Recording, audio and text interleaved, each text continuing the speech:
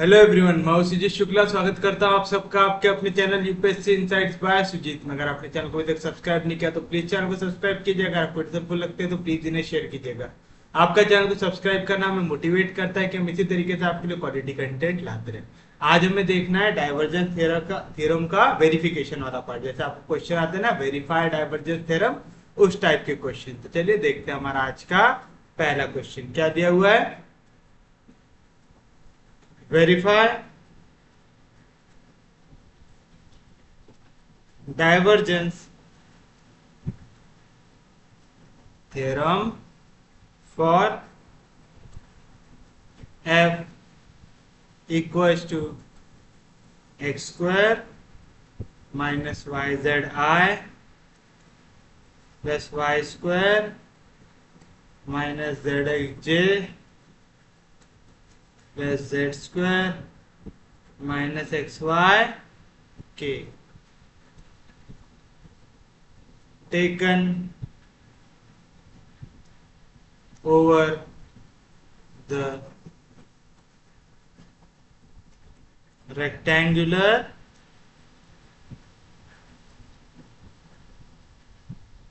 parallelopipe.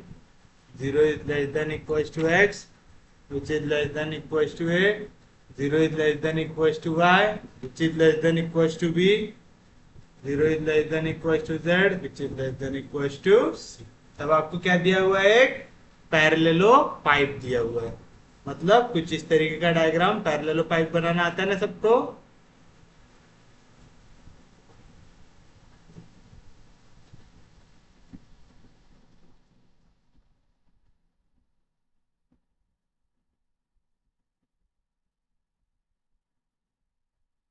इस तरीके का डायग्राम आपको दिया हुआ है, जहां पे जिससे आप एक एक्सिस ले सकते हैं, ये हो गई दूसरी एक्सिस, ये हो गई तीसरी एक्सिस। तो मैं अगर इसको ले लूं x, इसे ले लूं y, इसे ले लूं z, तो कुछ इस तरीके का आपको डायग्राम दिखेगा। तो आप x y z ऐसा ले सकते हैं। समझा यहाँ तक? किसी को कोई दिक्कत नहीं? तो चलिए पैरेलल पाइप को नाम देते हैं। ये हो गया O A B C D E F G, नाम दे दिया आप लोगों ने। अब आप देखिए x की वैल्यू कहां से कहां तक है। x की वैल्यू है 0 से लेके a के बीच तक, तो 0 से लेके a तक का डिस्टेंस कितना हो गया? a। y की वैल्यू है 0 से लेके b के बीच तक, तो y एक्सिस में o से e कितना हो गया?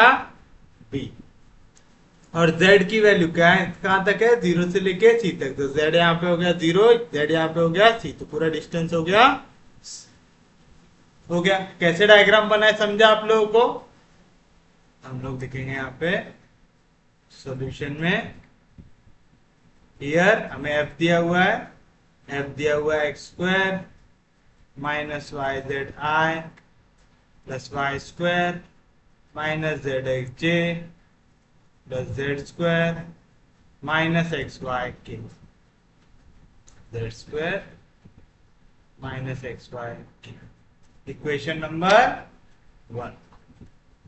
अब आप यहाँ पे क्या करेंगे? दिखा देंगे कि हमें इसके लिए डाइवर्जेंस थ्योरम को वेरीफाई करना है ना। तो हमें for verification of divergence theorem, for verification of divergence theorem हमें क्या प्रूव करना पड़ता है? सरफेस इंटीग्रल और वॉल्यूम इंटीग्रल की वैल्यू कैसे आनी चाहिए? इक्वल आनी चाहिए। तो हमें प्रूव करना पड़ता है double integral S F dot N D H, ये आता है triple integral we del dot F DV. आपको ये प्रूव करना पड़ेगा अगर आपको क्या करना है? वेरीफाई करना है डाइवर्जेंस थ्योरम। तो आप for verification of divergence theorem लिखो, चाहे जैसा उसने लैंग्वेज यूज किया वैसे यूज कर सकते हैं। To verify divergence theorem we have to prove that double integral S F dot N D s, ये triple integral we del dot F d v से इक्वल आना चाहिए, where s is the surface किसका? Of rectangular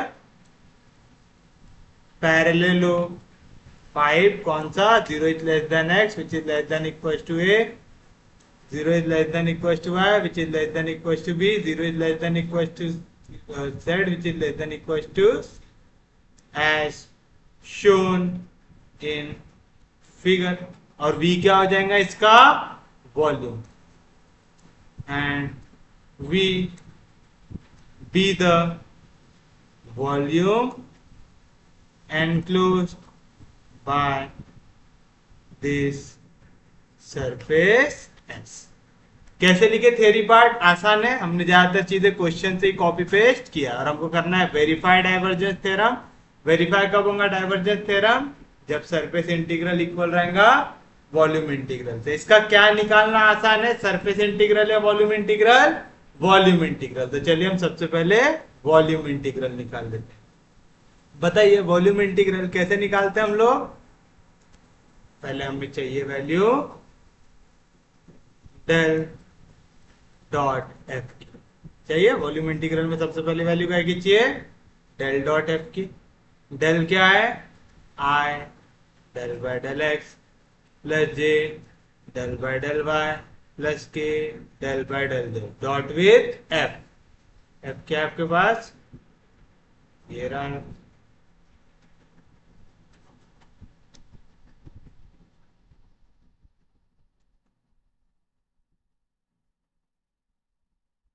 आएगा ऐसा dot product निकालते हो आई जाएगा आई के पास, तो आएगा del upon del x of x square minus y j plus j जाएगा जे के पास, तो आएगा del upon del y of y square minus z x. फिर के जाएगा के पास, तो क्या मिलेगा?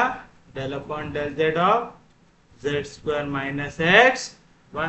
बताइए एक्स स्क्वायर का डेरिवेटिव 2x, y और z का derivative with respect to x 0, y square का डेरिवेटिव 2y माइनस zx का डेरिवेटिव 0, z स्क्वायर का derivative with respect to z 2z और माइनस xy का 0. तो क्या है value? 2x plus 2y plus 2z.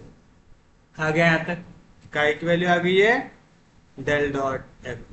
अब हमें इसे इंटीग्रेट करना है किसके रिस्पेक्ट में? dv. dv होता है dx dy dz. तो इनके लिए हमें एक्स वाई जेड की लिमिट चाहिए. पता है क्या? क्वेश्चन में ही दिया हुआ है. x आ रहा है 0 से a के बीच में, y आ रहा है 0 से b के बीच में, z आ रहा है 0 से c के बीच में. तो आप लिखेंगे here x varies from 0 to a, y varies from 0 to b, z varies from 0 to c. आ जाएगा ऐसा. तो बताइए क्या मिलेगा आपको? Therefore triple integral v del dot F DV. इसी को मैं क्या लिख सकता हूं? Triple integral del dot F. क्या है वैल्यू?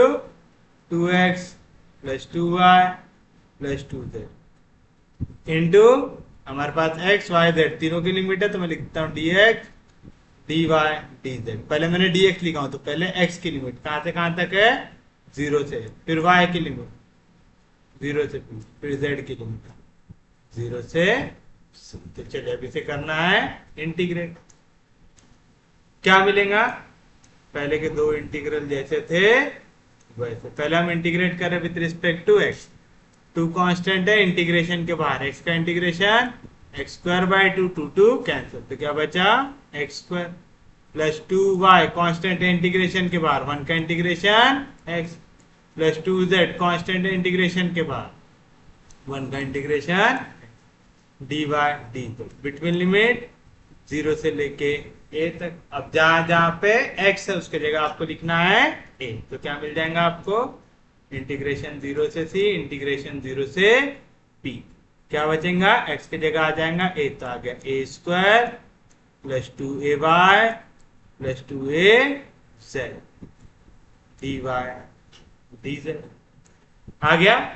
किसी को कोई दिक्कत नहीं. अब किसके रिस्पेक्ट में इंटीग्रेट करना है आपको? इसे y के रिस्पेक्ट में इंटीग्रेट करना है. चलिए y के रिस्पेक्ट में भी जल्दी से इंटीग्रेट कर देते हैं।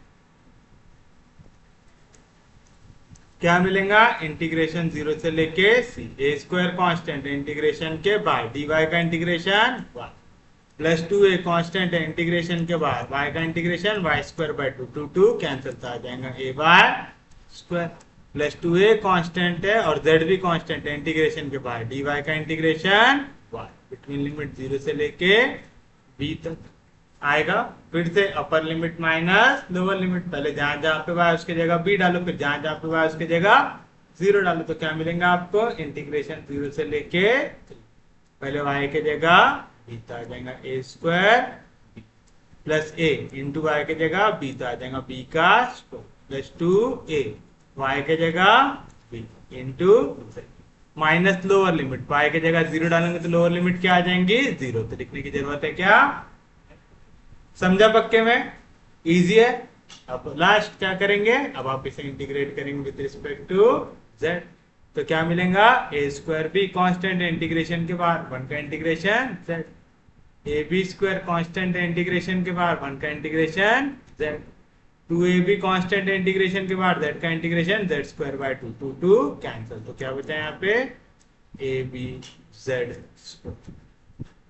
बचा। किसी को कोई दिक्कत नहीं, कोई डाउट नहीं? बिटवीन लिमिट कहां से कहां तक आएगा? 0 से लेके c तक। अब जहां जहां पे z है उसकी जगह डालिए c, तो क्या मिलेगा? ए square B C plus A B square c plus A B C square minus lower limit, जहां जहां पे z है उसकी जगह 0 डालो तो पूरी वैल्यू 0 आ रही है, तो लिखने की जरूरत है क्या? तो हमें क्या मिला? Volume integral, therefore triple integral B del dot F DV, इसकी वैल्यू आ रही है। देखिए यहाँ पे a का स्क्वायर है, a आ गया कॉमन, b है b का स्क्वायर है, b है b आ गया कॉमन, c है c का स्क्वायर है आ गया कॉमन, तो a b c मैंने निकाल लिया कॉमन। तो पहले वाले से क्या बचा? सिर्फ और सिर्फ a, प्लस दूसरे वाले से क्या बचा? सिर्फ और सिर्फ b, प्लस तीसरे वाले से क्या बचा? सिर्फ और सिर्फ आ गया। इसे मैंने दे दिया इक्वेशन नंबर ए। कोई दिक्कत नहीं। अब हमें दिखाना है कि हमारा सरफेस इंटीग्रल की भी वैल्यू इतनी आनी चाहिए। अब वो कैसे निकालेंगे? सरफेस इंटीग्रल निकालने के लिए आपको एक एक सरफेस को करना पड़ेगा 100 करना पड़ेगा।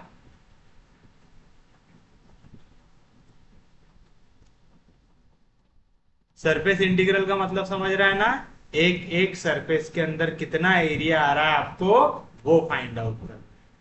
तो यहाँ पे देखिए बहुत सारे सरफेसेस दिख रहे हैं आपको, दिख रहे हैं कि नहीं दिख रहे हैं?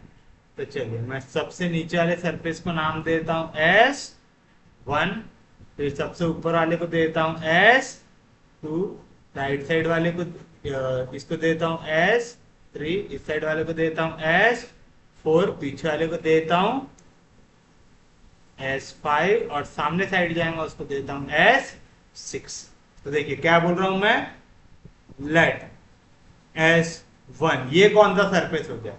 मैं आपको लिखते हुए समझाता हूं ताकि आपको अच्छे से समझ में आए, क्योंकि डायग्राम 3D है और हम बना 2D में रहे तो आपको दिक्कत आ सकती है। तो लेट S1 में ये वाला सरफेस बोलूंगा। सरफेस कौन सा? OAFE,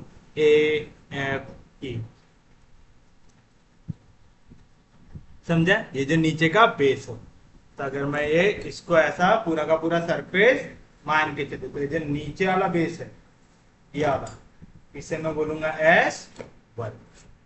ले लिया S1 सरफेस। S2 ये हो जाए सरफेस कौन सा? इसी को पैरेलल ऊपर वाला, इसको मैं ले रहा हूं S2, तो ये आ गया सरफेस CBGD,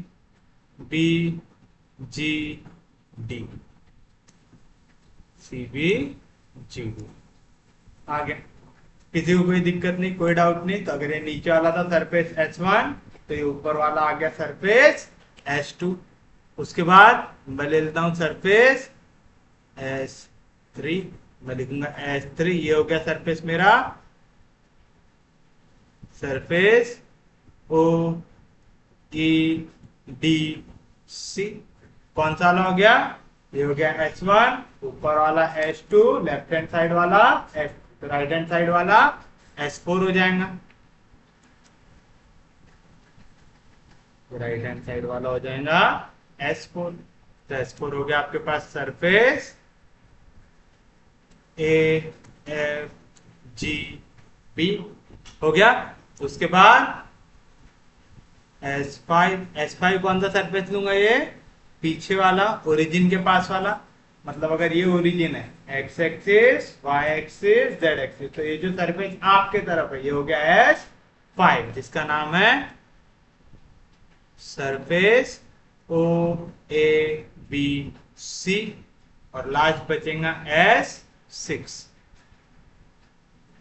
लास्ट सरफेस बचेगा हमारे पास S6, जो हो जाएगा सरफेस EFGD। मतलब अगर ये S5 आपके तरफ है तो जो सरफेस मुझे फेस कर रहा है वो हो जाएगा मेरे लिए सरफेस S6।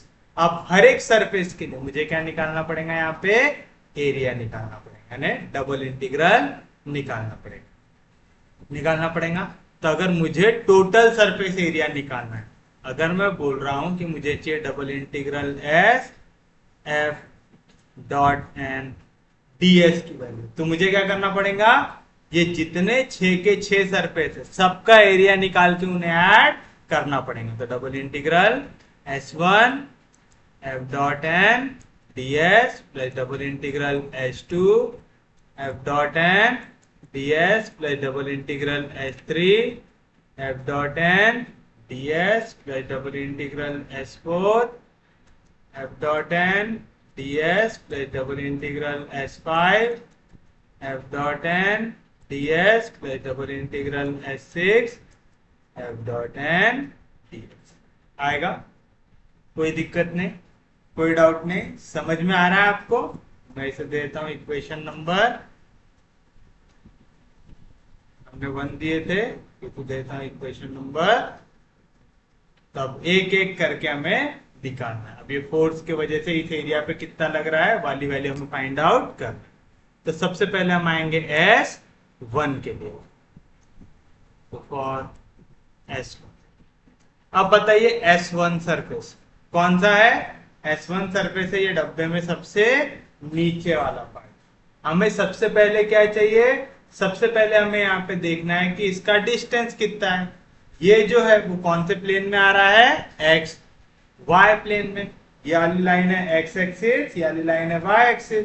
तो एक्स वाई प्लेन में जो भी एलिमेंट आता है उसके लिए जेड कोऑर्डिनेट क्या होता है, 0 होता है। साथ साथ अगर मैं बोलूं कि मुझे इस सरफेस को नॉर्मल ड्रॉ करना, नॉर्मल मतलब परपेंडिकुलर, जो आउटवर्ड डायरेक्शन में जाए, इनवर्ड नहीं जाना चाहिए सरफेस के, सरफेस से बाहर जाना चाहिए। तो ये सरफेस है, ये सरफेस पे परपेंडिकुलर जो बाहर जाएगा उसका डायरेक्शन कहां पे रहेगा, नीचे की ओर, है ना, क्योंकि अगर मैं ऊपर की ओर परपेंडिकुलर ड्रॉ करूंगा तो सरफेस के अंदर चले जाएंगे। हम क्या बोलते हैं, इन आउटवर्ड डायरेक्शन। तो ये कहां यार, हम क्या बोलते हैं, हमें कैसा चाहिए, इन आउटवर्ड डायरेक्शन, यानी उसका डायरेक्शन कैसा होना चाहिए, नीचे की ओर होना चाहिए। समझ रहा है ना, ये सरफेस है, ये सरफेस को अगर मुझे परपेंडिकुलर ड्रॉ करना है ऊपर की ओर, सरफेस के बाहर जाना चाहिए परपेंडिकुलर, तो मैं ऐसा ड्रॉ करूंगा। ये जो पेन की नोक है ये क्या डिनोट करेगा, किस ओर को हमारी फोर्स जाने वाली, ऊपर की ओर जा रही है। लेकिन अगर मैं वही नीचे की ओर परपेंडिकुलर ड्रॉ करना तो मुझे ऐसा ड्रॉ करना पड़ेगा, जिसका डायरेक्शन किस ओर जा रहा है, जेड एक्सिस में नीचे की ओर। जेड एक्सिस में ऊपर की ओर परपेंडिकुलर कौन एक्ट करता है, प्लस के, तो नीचे की ओर कौन एक्ट करेगा, माइनस के। एंड आप लिखेंगे नॉर्मल टू द सरफेस हो जाएगा माइनस के, हो जाएगा, कोई दिक्कत नहीं, कोई डाउट नहीं। तो चलिए बताइए, इक्वेशन 1 बिकम्स, क्या बन जाएंगे इक्वेशन 1, याद रखिएगा आपको नॉर्मल टू द सरफेस हमेशा कैसा चाहिए, आउटवर्ड डायरेक्शन में चाहिए, यानी सरफेस के अंदर नहीं जाना चाहिए, सरफेस के बाहर जाना चाहिए। चलिए बताइए क्या करना है, पहले जहां जहां पे z है उसकी जगह 0, तो ये पूरी वैल्यू 0 हो जाएंगी, z इसमें भी ये पूरी वैल्यू 0 हो जाएंगी, ये पूरी वैल्यू 0 हो जाएंगी। तो क्या मिलेगा आपको, f की वैल्यू हो जाएंगी, yz की वैल्यू 0 हो गई तो हो जाएगा x square i plus Y square j, फिर z स्क्वायर हो गया 0 तो आएगा 0 माइनस एक्स वाई के, मतलब माइनस एक्स वाई आ जाएगा। हमें किस चीज की वैल्यू लगती है, एफ डॉट एन की वैल्यू लगती है। अब हमें एफ डॉट एन की वैल्यू चाहिए। क्या है हमारे पास एफ की वैल्यू, एक्स स्क्वायर आई प्लस वाई स्क्वायर जे माइनस एक्स वाई क्यू। ये डॉट हो जाएगा एन के साथ। एन की वैल्यू क्या है, माइनस के। आई डॉट होगा के साथ 0, जे डॉट होगा के साथ 0, के डॉट होगा के साथ 1। तो इनके वैल्यू मल्टीप्लाई हो जाएंगे। तो माइनस एक्स वाई मल्टीप्लाई होगा -1। तो क्या आंसर आएगा, एक्स वाई आंसर आएगा। तो बताइए क्या आएगा answer. Therefore double integral S1 F dot N, इसका आंसर आ जाएगा डबल इंटीग्रल। तो यहाँ पे ds आ गया हम लोग, आएगा लेना है। अब बताइए S1 सरफेस कहां पे दिख रहा है आपको, ये नीचे वाला पार्ट है मेरा S1 सरफेस। यहाँ पे ये ऑलरेडी कौन से प्लेन में है, एक्स वाई प्लेन में है। तो मैं यहाँ पे लिमिट किसकी लूंगा, एक्स और वाई की। तो आ गया dx dy आगे, क्योंकि ds है मैं दो ही चीजें ले सकता हूँ, ठीक है ना। सरफेस निकालते वक्त दो चीजें एक्स और वाई लिया, जो भी प्रोजेक्शन में आता है ना। और उसके बाद अगर हम वॉल्यूम निकालते तो तीनों चीजें लेना पड़ता है। जैसे आप देखते हैं ना वॉल्यूम का फॉर्मूला जो रहता है, जैसे आप लिखते हैं 4/3 पाई आर क्यूब। तो देखिए आप जो भी लेंथ रहे उसको 3 बार लेते हैं, है ना। Length into breadth into height, ये लेते हैं हम लोग जब भी वॉल्यूम निकालते हैं। लेकिन अगर हमें एरिया निकालना है तो हम कहते हैं सिर्फ और सिर्फ लेंथ इंटू ब्रेड्थ लेते हैं। तो चलिए क्या मिला, dx dy मिला, ds की जगह रख दिया। और एफ डॉट एन की वैल्यू क्या निकाले आपने, एक्स वाई निकाले। तो बताइए x की वैल्यू कहां से कहां तक जा रही है, x इस पॉइंट पे है 0 और यहां से यहां तक। इसका कोऑर्डिनेट अगर मैं निकालना चाहूं तो क्या आएगा, a0 0, यानी x कहां से कहां तक जा रहा है, 0 से लेके a तक। आपको वैसे भी x y z तीनों की लिमिट दी हुई है, कहां से कहां तक वेरी करता है। x कहां से कहां तक वेरी करता है, 0 से लेके a तक। y कहां से कहां तक करता है, 0 से लेके b तक। क्वेश्चन में दिया हुआ है, इस पे तो कंफ्यूज होना नहीं है। तो चलिए बताओ क्या मिलेगा आप लोगों को यहाँ पे। तो आप चाहो तो अलग अलग भी इंटीग्रेट कर सकते हैं, क्योंकि दोनों के दोनों वैल्यूज अलग है, कांस्टेंट है यहाँ पे, और दोनों एक दूसरे पे अटके भी नहीं है मल्टीप्लीकेशन में। तो आप बाहर निकाल के डायरेक्ट भी इंटीग्रेट कर सकते हैं, या तो अभी तक हम जैसा कर रहे थे वैसा भी कर सकते हैं। 0 से लेके b, पहले y कांस्टेंट है इंटीग्रेशन के बाहर, x का integration X square by 2 between limit 0 से लेके a dy आएगा। अपर लिमिट माइनस लोअर लिमिट आएगा 0 से लेके b, y जैसा था वैसा। जहां जहां पे x है उसके जगह a, तो आ जाएगा a स्क्वायर बाय 2। जहां जहां पे x है उसके जगह 0, तो आएगा 0, लिखने की जरूरत है, तो आ गया इंटू डी वाई। फिर a स्क्वायर बाय 2 कॉन्स्टेंट है इंटीग्रेशन के बाहर, y का integration y square by 2 between limit 0 से लेके b, अपर लिमिट माइनस लोअर लिमिट। पहले जहां जहां पे y है उसके जगह b डालो, तो आएगा b स्क्वायर बाय 2। फिर माइनस जहां जहां पे y उसकी जगह 0 डालता आएगा 0। 0 सब्ट्रैक्ट करने से कुछ भी चेंज होता क्या, नहीं होता। तो आएगा a square b square by 2 2 जार 4। से वैल्यू आगे double integral S1 f dot N ds। हमने इक्वेशन 2 तक दिया था, ये हो गई इक्वेशन नंबर 3। हो गया। अब सेम चीज आपको हर एक सरफेस के लिए निकालना है। तो फॉर सरफेस S2, अब आप बताइए S2 सरफेस कौन सा है, ये सबसे ऊपर वाला। ये ऊपर वाला सरफेस कितनी दूरी पे है एक्स वाई प्लेन से, c की दूरी पे है ना। जैसे ये है एक्स वाई प्लेन जिस पे रखा हुआ है, ये ऊपर वाला पार्ट यानी लेंथ किसकी है, z एक्सिस है। z एक्सिस में हम कितना डिस्टेंस कवर कर रहे हैं, c। तो इस पे क्या कांस्टेंट रहने वाला है, z की वैल्यू c कांस्टेंट रहने वाली। तो आपने लिख दिया z की वैल्यू आएंगी c। एंड मुझे चाहिए नॉर्मल टू द सरफेस, ये ऊपर वाला सरफेस है। मैं जब भी इसमें नॉर्मल ड्रॉ करूंगा इन आउटवर्ड डायरेक्शन, वो किधर पॉइंट करेगा, ऊपर की ओर z एक्सिस में। ऊपर की ओर z एक्सिस में क्या ऐड करेगा, प्लस के। n की वैल्यू आ जाएंगी। बताइए इक्वेशन 1 क्या बन जाएंगी। ये थी हमारे पास इक्वेशन 1, क्या बन जाएंगी, f इज इक्वल टू जहां जहां पे z है उसके जगह रखना है c। तो आएगा x square minus y c i plus Y square minus c x j plus c square minus x y. आ जाएगा। फिर हम काय की वैल्यू निकालते हैं, एफ डॉट एन की। ये है हमारे पास f, x square minus y c i plus Y square minus c x j plus c square minus x y k, dot product with n. N क्या है हमारे पास, के है, तो के डॉट होगा के के साथ, बाकी पूरी वैल्यू जीरो, तो क्या आ जाएंगी वैल्यू, सी स्क्वायर माइनस एक्स वाई आ जाएंगे। किसी को कोई दिक्कत नहीं, कोई डाउट नहीं, समझा यहां तक? उसके बाद बताइए क्या करेंगे आप, इसका इंटीग्रेशन निकालेंगे। तो आप लिखेंगे double integral S2 surface S2 में किसकी value, F dot N ds की, क्या आ जाएंगे, डबल इंटीग्रल। फिर से देखिए ये जो है, ये कौन से प्लेन में इसका प्रोजेक्शन आएगा, ये z पे, z एक्सिस पे है, यहाँ पे z इक्वल टू सी पे, तो ये पूरा का पूरा पैरेलल है कौन से प्लेन को, एक्स वाई प्लेन। याद है ना, ये है एक्स एक्सिस, ये है वाई एक्सिस, तो ऊपर का भी जो डब्बा है वो भी किसको पैरेलल है, एक्स वाई प्लेन को है, तो इसका प्रोजेक्शन भी कौन से प्लेन में जाएगा, एक्स वाई प्लेन में जाएगा। किसी को कोई दिक्कत नहीं, करके तो आपने नॉर्मल कौन सा लिया है, जेड एक्सिस लिया है, तो आपको फिर से लिमिट किसके लिखना है, एक्स के। एक्स कहां से कहां तक जाता, जीरो से, वाई कहां से कहां तक जाता, जीरो से। क्या है वैल्यू एफ डॉट एन की, c square minus x y d x d y. आ गया, कोई दिक्कत नहीं, कोई डाउट नहीं, तो चलिए बताइए क्या आएंगे वैल्यू, इंटीग्रेशन जीरो से लेके पी, सी स्क्वायर जैसा था वैसा, dx का इंटीग्रेशन x माइनस x का integration x square by 2, y जैसा था वैसा, बिटवीन लिमिट जीरो से लेके a into D Y, upper limit minus lower limit आएगा इंटीग्रेशन जीरो से लेके b, जहां जहां पे x है उसके जगह a आएगा a सी स्क्वायर, माइनस जहां जहां पे x है उसके जगह a आएगा a स्क्वायर बाय 2 y, फिर जहां जहां पे x है उसके जगह जीरो, तो आ जाएंगी वैल्यू जीरो, तो लिखने की जरूरत रहती क्या नहीं, इंटू डी वाई।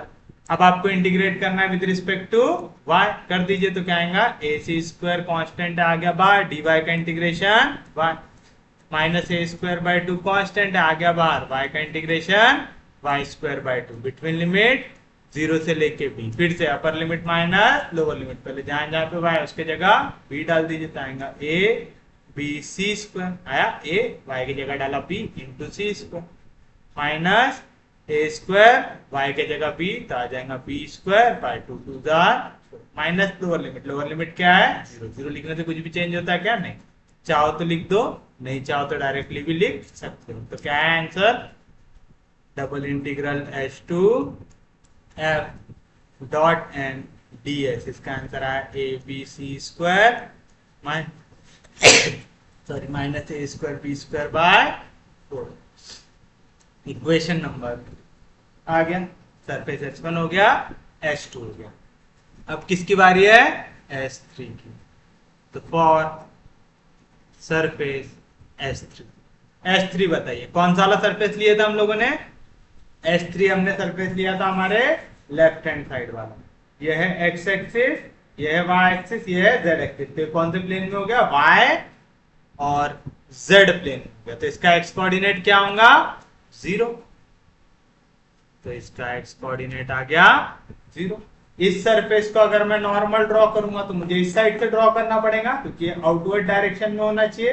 अब इस साइड होता है मेरा प्लस एक्स, तो इस साइड होगा मेरा माइनस एक्स, और आपका माइनस डायरेक्शन में जा रहा है, साथ साथ unit vector along x axis कौन होता है, आई, लेकिन हमें कौन से डायरेक्शन में चाहिए, माइनस डायरेक्शन में, वैल्यू आ जाएंगी माइनस आई। तो आप एक चीज देख रहे हैं, जितने भी सरफेस ओरिजिन पे उनमें नेगेटिव वैल्यू आ रही है ना, ये ओरिजिन पे था, नॉर्मल आया नीचे की ओर नेगेटिव, ये आपका ओरिजिन पे था, नॉर्मल आया लेफ्ट हैंड साइड की ओर, ओरिजिन की ओर आ रहा है। तो आप एक चीज याद रखना, जितने भी ओरिजिन के पास आते हैं उनमें नॉर्मल की वैल्यू होती है माइनस, तो नॉर्मल आया माइनस आई आ गया। किसी को कोई दिक्कत नहीं, कोई डाउट नहीं, समझा पक्के में? तो चलिए इक्वेशन 1 बिकम्स, क्या थे आपके पास इक्वेशन 1, ये है जहां जहां पे x है उसके जगह आपको डालना है जीरो, तो क्या मिलेगा आपको, F is equal to minus Y Z I plus Y square J plus Z square K. मिला ऐसा। फिर का की वैल्यू निकालना पड़ता है हमें एफ डॉट एन की। एफ क्या है आपके पास minus Y Z I plus Y square J plus Z square k. Dot product with n. N क्या है माइनस आई। डॉट प्रोडक्ट में आई जाएगा आई के पास। यहाँ पे जे नहीं है के नहीं है एन उनकी वैल्यू जीरो थे पूरा जीरो होने वाला है तो आई जाएगा आई के पास। यहाँ पे आई के सामने कौन है माइनस जेड। यहाँ पे कौन है minus one into minus Z हो जाएगा माइनस वाई जेड। हो गया कोई दिक्कत नहीं किसी को भी। चलिए बताइए क्या आएंगी वैल्यू।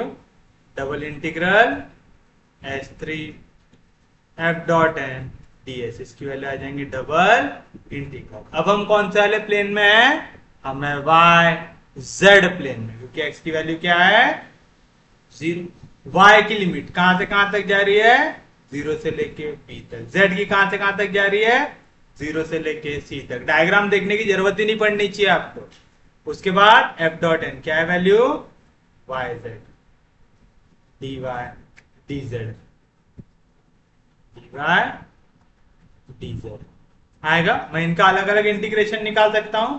y का integration with respect to y square by two. z का integration with respect to z square by two. ये कब निकाल सकते हैं जब वैल्यूज मल्टीप्लीकेशन में हो और लिमिट कैसे हो कांस्टेंट। y कहां से कहां तक जा रहा है जीरो से लेके b तक। z कहां से कहां तक जा रहा है जीरो से लेके c तक। अपर लिमिट माइनस लोअर लिमिट। पहले जहां जहां पे y उसकी जगह b आएगा b square by to minus जहां जहां पे y उसकी जगह जीरो इंटू जहां जहां पे z उनकी जगह c आएगा c स्क्वायर बाय टू। फिर जहां जहां पे z उसकी जगह। तो क्या है answer therefore double integral S3 F dot N D S. इसका आंसर है b square c square by two two जार 4 आ रहा है।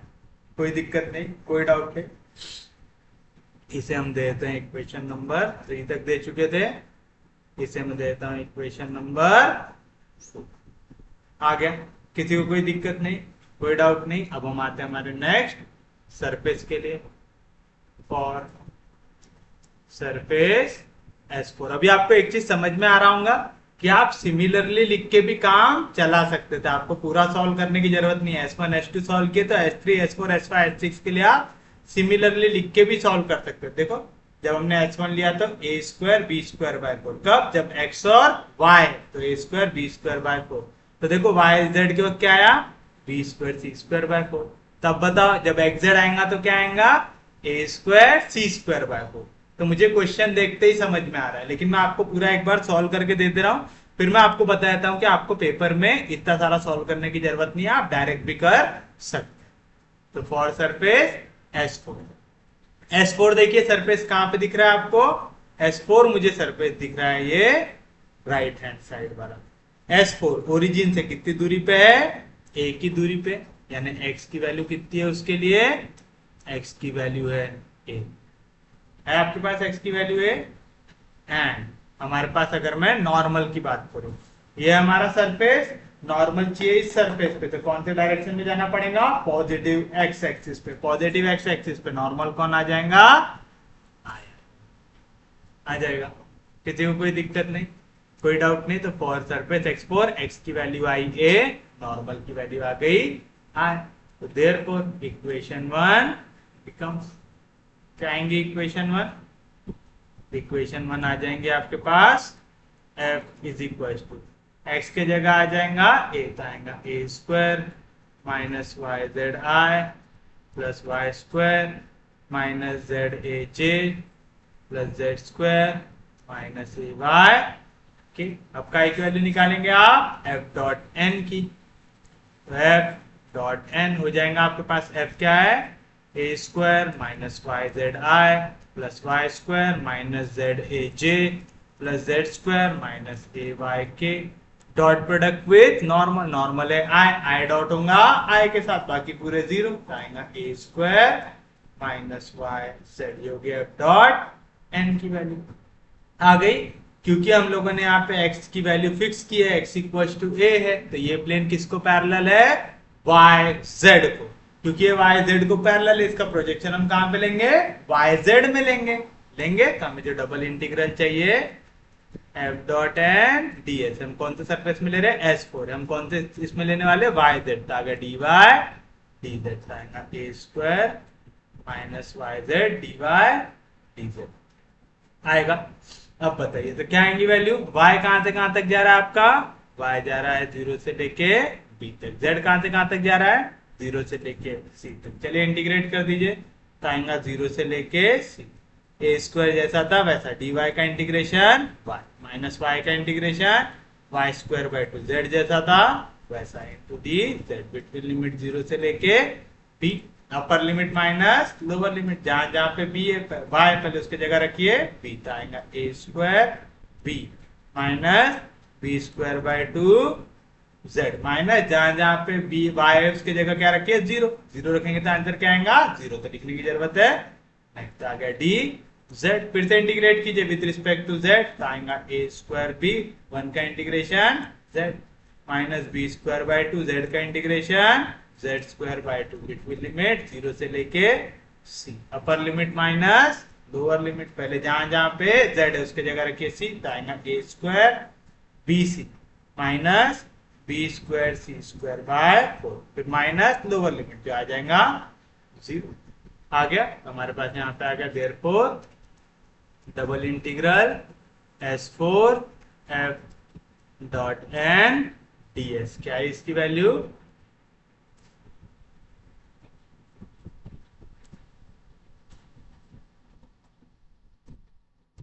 A square B C minus B square C square by 4।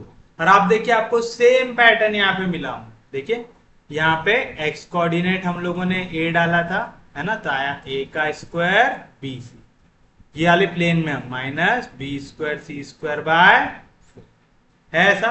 ये वाला आंसर कब आ रहा, जब आप वाई जेड प्लेन में है। तो बताइए जब मैं एक्स वाई प्लेन में रहूंगा तब क्या आंसर आऊंगा, ए बी सी स्क्वायर आना चाहिए minus A square B square by. तो देखिए एक्स वाई प्लेन में हमारा वाला आंसर आया था क्या, यानी H2 में।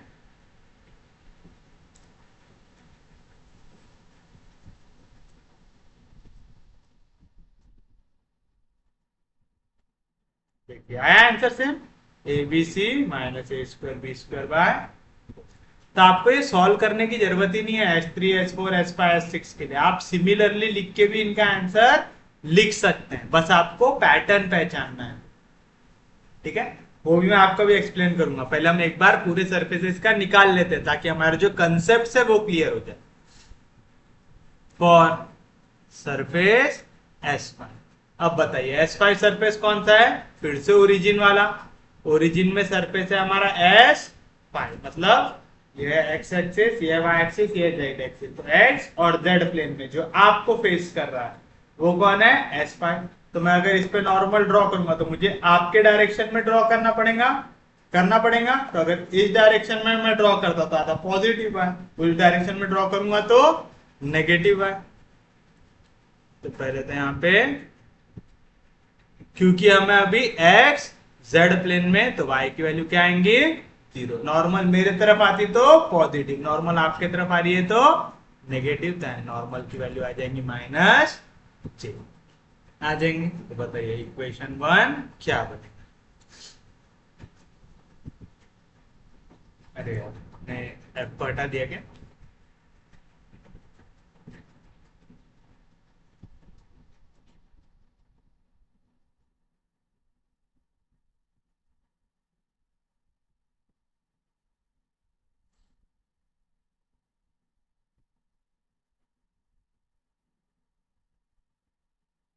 इक्वेशन 1 बिकम्स क्या बनेगा, f इज इक्वल टू जहां जहां पे y है उसके जगह क्या डालना है हमने 0, तो आ जाएगा x square i minus z x j plus Z square. Therefore f dot n की वैल्यू क्या आ जाएंगी, x square i minus z x j plus Z square k dot with minus j, dot product में j जाएगा जे के पास, बाकी पूरे 0। तो माइनस जेड एक्स इंटू 1 क्या बचेगा, जेड एक्स बचा। किसी को कोई दिक्कत नहीं, कोई डाउट नहीं। तो बताइए क्या निकालेंगे फिर आप, double integral S5 f dot N ds, क्या आ जाएंगे इसकी वैल्यू, डबल इंटीग्रल। अब आप कौन से प्लेन में, x और z के प्लेन में, x z में, x कहां से कहां तक जाएगा, 0 से, z कहां से कहां तक जाएगा, 0 से। f डॉट एन क्या है वैल्यू, z है, dx dy, फिर से दोनों वैल्यू मल्टीप्लीकेशन में, लिमिट कांस्टेंट है तो आप इसको डायरेक्टली इंटीग्रेट कर सकते हैं, z का integration z square by to, x का integration x square by to, दोनों का में मल्टीप्लीकेशन में। z कहां से कहां तक है, 0 से c तक, x कहां से कहां तक है, 0 से a तक, अपर लिमिट माइनस लोअर लिमिट, पहले जहां जहां पे z है उसकी जगह c आएगा, c square by to minus lower limit, जहां जहां पे z है उसकी जगह 0, सेम चीज, पहले जहां जहां पे x है उसकी जगह a आएगा, a स्क्वायर बाई टू, फिर माइनस लोअर लिमिट, जहां जहां पे x उसकी जगह 0 आ जाएगा 0। तो क्या है value, a square into C square by two, 2000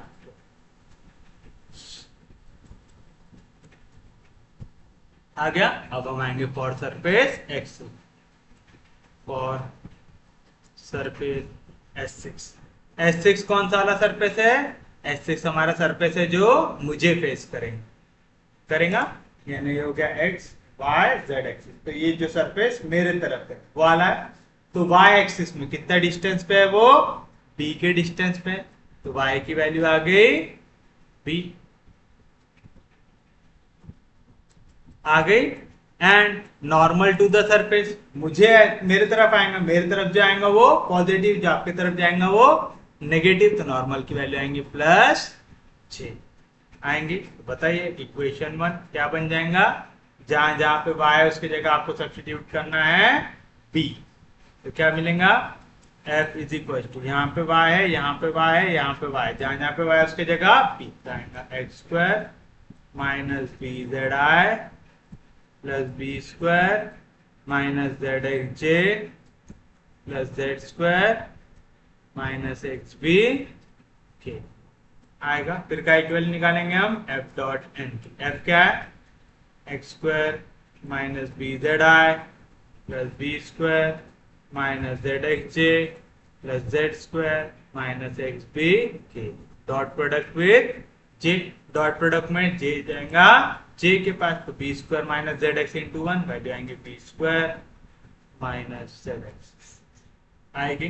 तो चलिए बताइए क्या कर लेंगे हम लोग, इंटीग्रेट कर लेंगे, therefore double integral S6 F dot N ds, क्या आ जाएंगे वैल्यू, डबल इंटीग्रल। कौन से प्लेन में है हम अभी, हम है एक्स वाई प्लेन, तो एक्स और वाई की लिमिट 0 से a 0 से c, एक्स और जेड प्लेन में, ठीक है, कौन से प्लेन में हम, एक्स और जेड प्लेन में, तो एक्स की लिमिट 0 से है, जेड की लिमिट 0 से c, f डॉट एन की value b square minus z है इंटू, फिर अब आप कौन कौन से प्लेन में, एक्स और जेड, आएगा dx dy आएगा। तो बताइए क्या आएगा, इंटीग्रेशन 0 से लेके c, पहले इंटीग्रेट करना है विद रिस्पेक्ट टू x, तो बी स्क्वायर कांस्टेंट है इंटीग्रेशन के बाद, dx का integration x minus Z constant है इंटीग्रेशन के बाद, x का integration x square by 2, between limit 0 से लेके a, upper limit minus lower limit, जहां जहां पे x से पहले आपको डालना है उसके जगह वैल्यू a आएगा, बी स्क्वायर a, यानी उसको लिख सकता हूँ ए बी स्क्वायर माइनस, फिर x के जगह a आएगा a स्क्वायर जेड बाय 2, ये हो गया upper limit minus lower limit आ जाएगा 0, 0 से सब्ट्रैक्ट करके कुछ भी चेंज होता क्या, नहीं, अब इसे इंटीग्रेट कर दो विद रिस्पेक्ट टू z, तो ए बी स्क्वायर कॉन्स्टेंट है इंटीग्रेशन के बाद, dz का integration z minus A square by 2 constant है इंटीग्रेशन के बाद, z का integration z square by 2, between limit 0 से लेके c, फिर से upper limit minus lower limit, पहले जहां जहां पे z है उसकी जगह डालिए c, तो आ जाएगा a B square c minus A square C square by 2 2 जार 4, होगी वैल्यू आपके पास S6 की, आ गया therefore double integral S6 F dot N ds, इसकी वैल्यू आ गई आपके पास ये,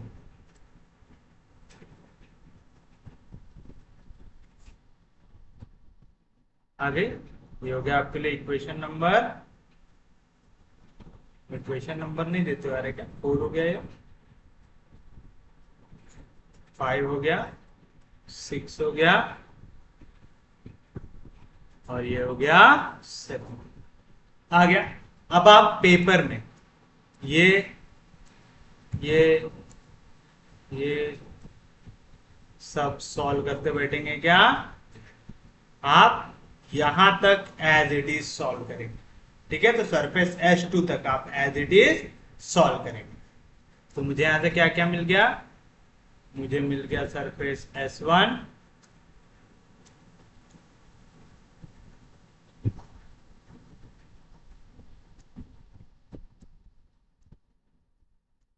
therefore surface S1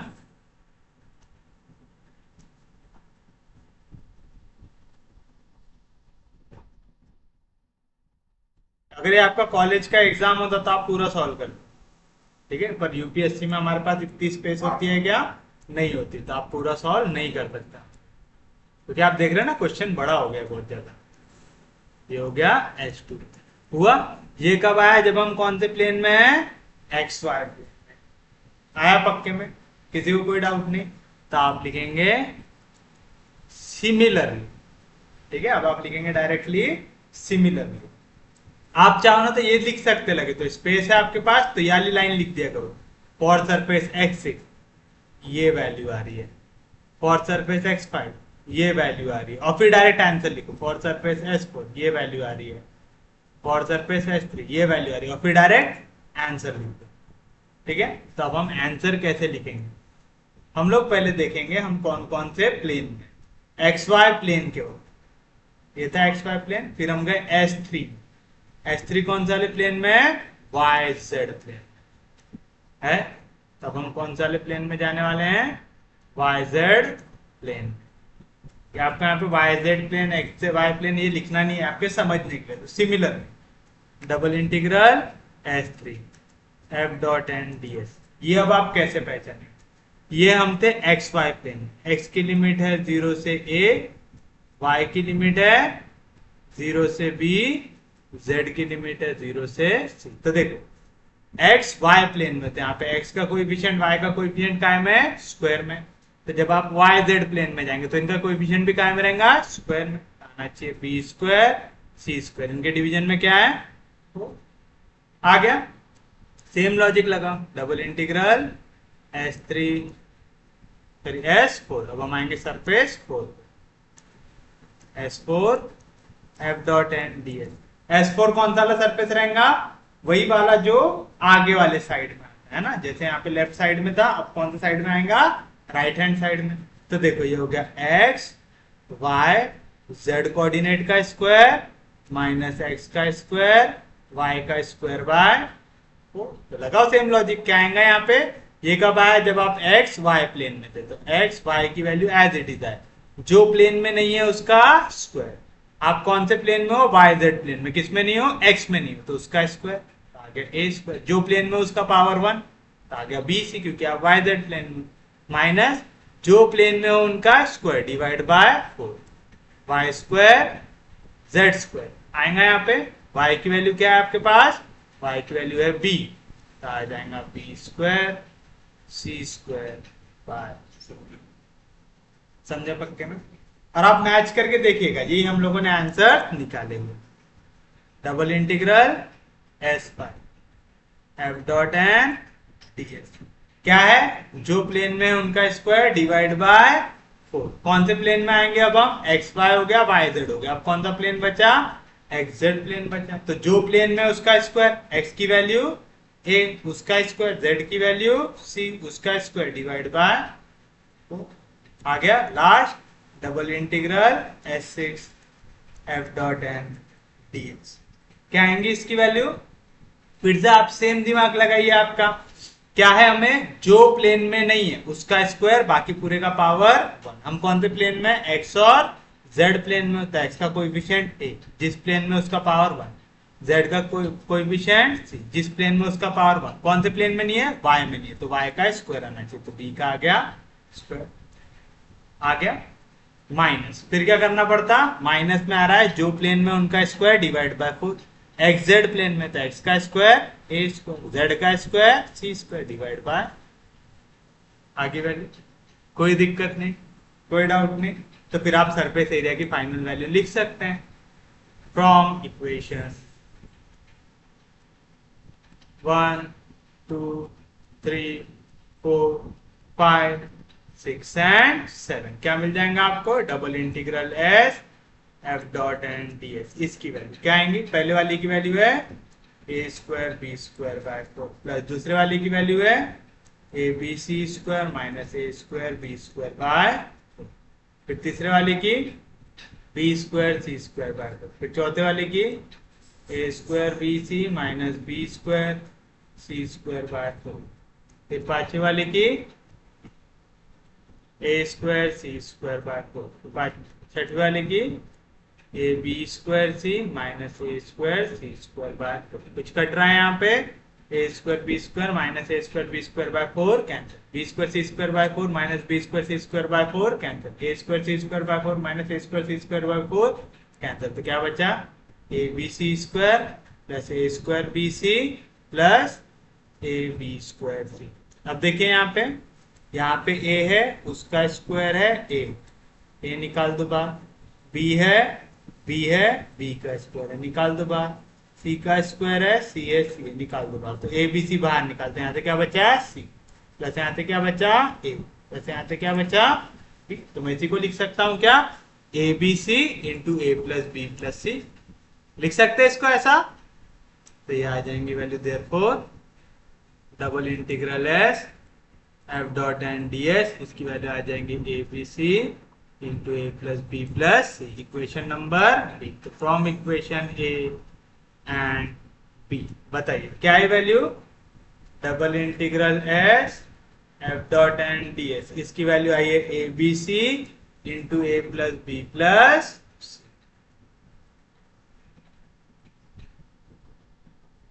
A B C into A plus B plus C. ये काय की वैल्यू है? Triple integral we del dot F D B. आ जाएगा equal to triple integral we del dot F D. और यही क्या है हमारे लिए? डाइवर्जेंस थ्योरम था। लिखेंगे hence divergence theorem is verified. Hence divergence theorem is verified. Easy था बट बहुत बड़ा था। तो उम्मीद है आपको क्वेश्चन समझ में आया होगा। देखिए नेक्स्ट क्वेश्चन। पहले क्वेश्चन थोड़े से इंपॉर्टेंट है तो प्लीज इन्हें अच्छे से कवर कीजिएगा। Verify the divergence theorem,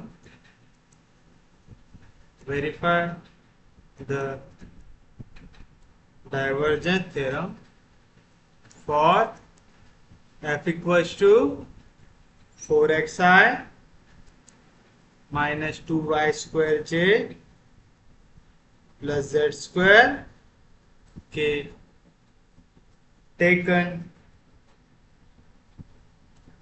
over the region bounded by the cylinder x square plus y square equals to 4, z equals to 0 and z equals to। आपको अब क्या करना है? यहाँ पे डाइवर्जेंस थ्योरम को फिर से वेरीफाई करना है। इस बार आपको क्या दिया हुआ है यहाँ पे?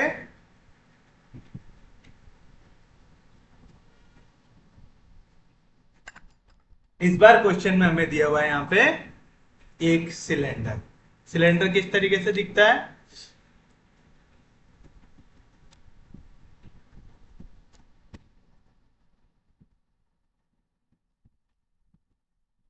इस तरीके से दिखता है cylinder. X square plus Y square equal to 4 दिया हुआ है, यानी जो सर्कल है वो यहाँ पे बन रहा है। ये हो गया एक्स एक्सिस, ये हो गया वाई एक्सिस, और ये जो ऊपर की ओर जा रही है कौन सी एक्सिस हो गया? Z axis. तो यहाँ पे जेड की वैल्यू 0, ये वाले पॉइंट में यहाँ तक जेड की वैल्यू क्या हो जाएंगी? 3 हो जाएंगे। कोई दिक्कत नहीं, कोई डाउट नहीं, समझ रहे हैं यहाँ तक? सच में समझा? पक्के में समझा? तो चलिए हमें फिर से डाइवर्जेंस थ्योरम अगर प्रूव करना था हमें क्या बताना पड़ेगा? वॉल्यूम और सरफेस इंटीग्रल दोनों कैसा आना चाहिए? इक्वल। तो आप में सॉल्यूशन में किया क्या दिया है हमें? एफ दिया हुआ है, F 4xi -2y2j plus z² दिया हुआ है ऐसा। let S be the surface of the cylinder x² plus y² equals to 4, z equals to 0 and z equals to 3 and V be the volume bounded by surface S। आ गया। अगर हमें अब दिखाना है क्या कि ये जो आपका वैल्यू है इसको डाइवर्जेंस थ्योरम को वेरीफाई करता है, तो हमें क्या दिखाना पड़ेगा, सरफेस इंटीग्रल इक्वल आना चाहिए वॉल्यूम इंटीग्रल आना चाहिए। तो चलिए हम पहले वॉल्यूम निकाल लेते हैं। वॉल्यूम निकालने के लिए हमें सबकी लिमिट पता होनी चाहिए, तो आप लिखेंगे हियर। आप एक एक कहां से जाता है वो निकालेंगे। तो x वेरीज फ्रॉम, क्या इक्वेशन ये बहुत बार निकाल चुके, करके डायरेक्ट निकाल रहा हूं। x² plus y² equals to 4, हमें x की वैल्यू चाहिए तो 4 जैसा था वैसा यहाँ पे प्लस y², इधर गया minus y², taking square root. x की दो वैल्यू आएंगी प्लस माइनस √4y²/4। तो x कहां से कहां तक जा रहा, माइनस √4 माइनस y² से लेके √4 माइनस y² तक। y वेरीज फ्रॉम, y कहां से कहां तक जाएगा, इस इक्वेशन को यूज करके आपने x को फाइंड आउट कर लिया था। x को डाल दो 0 तो y² की वैल्यू क्या आ जाएंगी 4, टेकिंग स्क्वायर रूट, y की वैल्यू आएंगे प्लस माइनस 2। तो y वैल्यूज फ्रॉम -2 टू +2। पिछले 2 लेक्चर्स में बहुत बार कर चुके, करके इसको थोड़ा सा डायरेक्ट कर रहा हूं। And z varies from, z कहां से कहां तक जा रहा है तो दिया हुआ है 0 से लेके 3। तो चलिए निकाल लेते हैं वैल्यूम। तो देयरफॉर ट्रिपल इंटीग्रल v का इक्वल लेना पड़ता है डाइवर्जेंस, तो डेल डॉट f। अच्छा यार हम लोगों ने वो नहीं निकाला, डेल डॉट f की तो वैल्यू निकाला ही नहीं, इज इक्वल टू। अब आप पेपर में भी ऐसा अटक गए तो क्या करेंगे, वापस जाएंगे क्या, नहीं, हम आगे लिख चुके हैं तो उसको काटा पीटी करेंगे क्या, नहीं, वो गंदा दिखेगा और स्पेस भी कम हो जाएगी। साइन ट्रिपल इंटीग्रल, बताइए z कहां से कहां तक जा रहा है 0 से 3 तक, y कहां से कहां तक जा रहा है -2 से 2 तक, x कहां से कहां तक जा रहा है -√4 माइनस y² से √4 माइनस y² तक। अब हम यहाँ पे सॉल्व कर देंगे, ठीक है, वहां पे नहीं कर पाए। क्या वैल्यू लेना है, डेल। डेल क्या रहता, i del by del x plus j del by del y plus k del by del z dot with f। f क्या हमारे पास, मेरी वैल्यू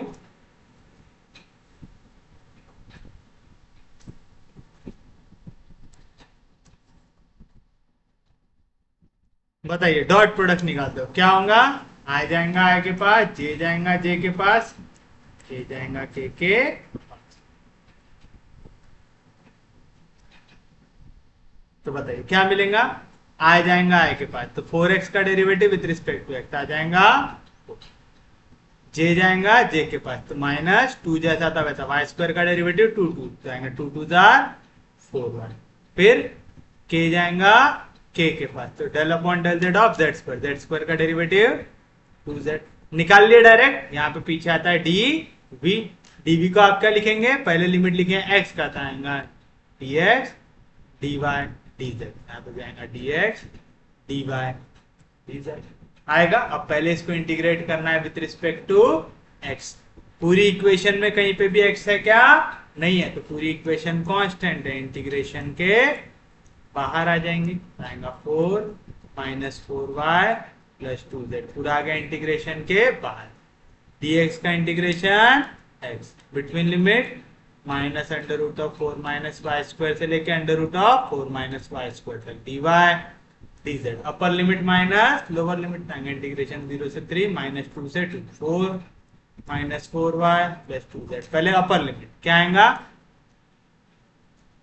जहां जहां पे x उसकी जगह √4 minus y², minus lower limit जहां जहां पे x उसकी जगह -√4 माइनस y², dy dz, समझा ना। पहले x के जगह ये वाली वैल्यू रखे, फिर माइनस x के जगह लोअर लिमिट रखे, माइनस इंटू माइनस क्या हो जाएगा प्लस, सेम वैल्यू 2 बार ऐड होंगी तो आएगा 2 टाइम्स वाली वैल्यू, मैं 2 को निकाल लेता हूं बाहर, तो आ गया 2 टाइम्स इंटीग्रेशन 0 से 3 -2 से 2 4 minus 4y plus 2z into, ये वैल्यू दो बार ऐड हो गई थी तो 2 को मैंने बाहर निकाल दिया, अंदर बचेगा under root of 4 minus Y square into D Y d z बचा।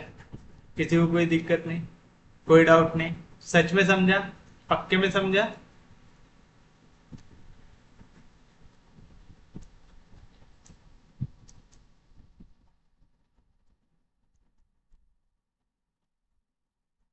वैसे हम चाहते तो इसको पैरामेट्रिक फॉर्म में भी लेके जा सकते थे y और z के लिए, लेकिन अब ऐसा लिखे हैं तो ऐसे में सॉल्व कर लेते हैं।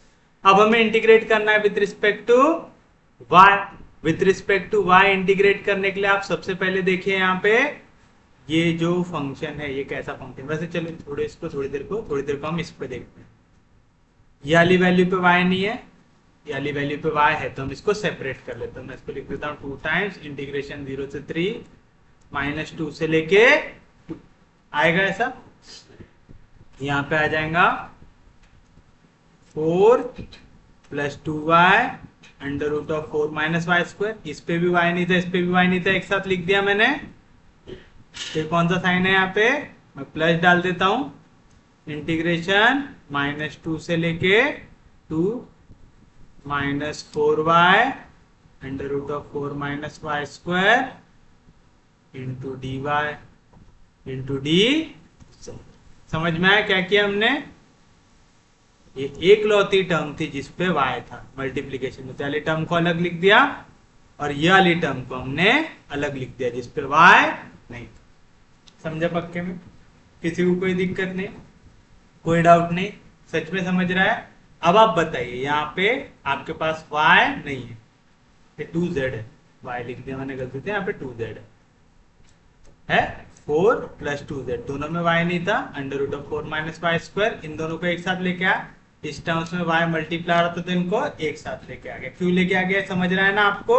क्योंकि यहाँ पे हमें दिख रहा है कि वाले वैल्यू का डेरिवेटिव बाहर प्रेजेंट होने वाला है। जैसे मैं 4 को क्या लिख सकता हूँ,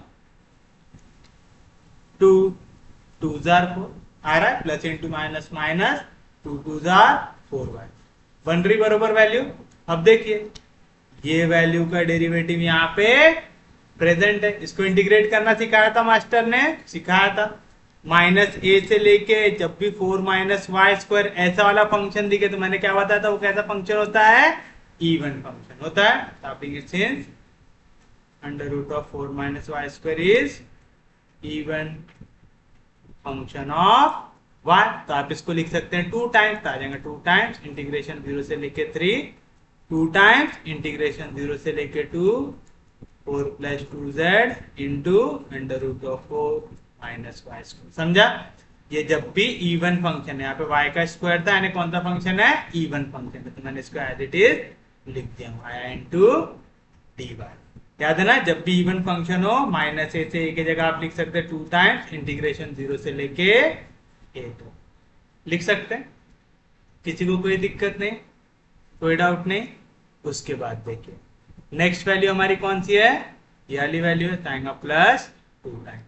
यहाँ पे देखिए इस वैल्यू का डेरिवेटिव 4 माइनस वाई स्क्वायर का डेरिवेटिव क्या आएगा, 4 का डेरिवेटिव 0, माइनस वाई स्क्वायर का डेरिवेटिव माइनस 2 है, तो इस वैल्यू का डेरिवेटिव बाहर प्रेजेंट है, तो मैं इसको ले लूंगा u, तो ये हो गया root of u into d u हुआ, यानी मैं इसको लिख सकता हूँ u का पावर 1/2 इंटू डी यू, तो x to the power n का integration x to the power n plus 1 upon n plus 1, तो आएगा u का पावर 3/2 अपॉन 3/2 आएगा। तो बताइए क्या आएंगे इसके आंसर, u का पावर 3/2, u की जगह क्या वैल्यू है 4 माइनस वाई स्क्वायर का पावर 3/2 अपॉन 3/2 बिटवीन लिमिट -2 से लेके 2 इंटू डी जेड। तो यहाँ पे दो अलग अलग वैल्यू थी, दोनों अलग अलग तरीके से इंटीग्रेट हो रही है, तो आपको ये इंटीग्रेट करना आना चाहिए। ऐसा नहीं आता है तो y और z के लिए आप कन्वर्ट कर लो उसको पैरामेट्रिक फॉर्म में, तो उससे क्वेश्चन थोड़ा आसानी से सॉल्व हो जाएगा आपका, इतनी झंझट नहीं करना पड़ेगा। 2 टाइम्स इंटीग्रेशन 0 से लेके 3, 2 टाइम्स 4 प्लस 2z कांस्टेंट आ गया इंटीग्रेशन के बाद, ये कौन से फॉर्म में आ गया, under root of a square minus x square वाले फॉर्म में आ गया। क्या था इसका आंसर, x अपॉन 2, x की जगह है y, तो आ जाएगा y upon 2, under root of a square minus x square तो आएगा 4 minus Y square plus A square by 2, 2 का square 4 by 2 sine inverse of x upon a, x की जगह है वाई, ए की जगह है 2 आ जाएगा। बिटवीन लिमिट 0 से लेके 2 आएगा। ये 2 कहाँ पे, डिनोमिनेटर के डिनोमिनेटर कहाँ पे जाएगा, न्यूमरेटर में आ जाएगा 4 बाय आ गया। पहले जहां जहां पे आपका y है उसकी जगह डालना पड़ेगा 2, तो 2 का स्क्वायर 4, आंसर आ गया 0, 4 में से 4 गया 0।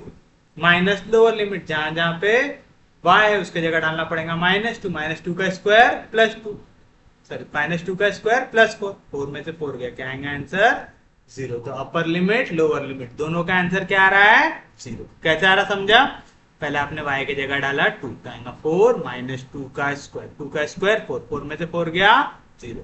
फिर किससे मल्टीप्लाई करो डिवाइड करो कुछ भी चेंज होता है क्या, नहीं। माइनस लोअर लिमिट जहां जहां पे y उसकी जगह -2, तो -2 का स्क्वायर प्लस 4, तो 4 में से 4 गया, क्या आएगा आंसर 0। आगे कोई दिक्कत नहीं, कोई डाउट नहीं, और ये पूरी वैल्यू मल्टीप्लाई हो जाएंगे डी जेड से।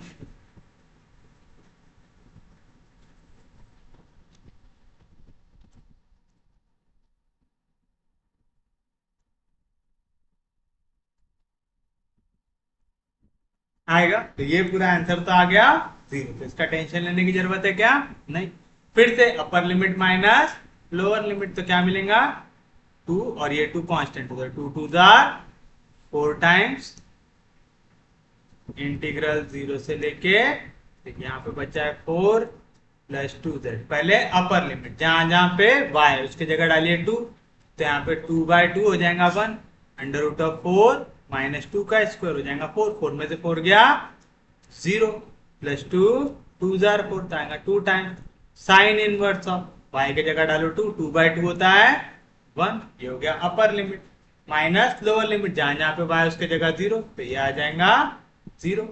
फिर यहाँ पे साइन इनवर्स ऑफ 0, साइन की वैल्यू 0 पे कितनी होती है 0 आती है, इंटू dz।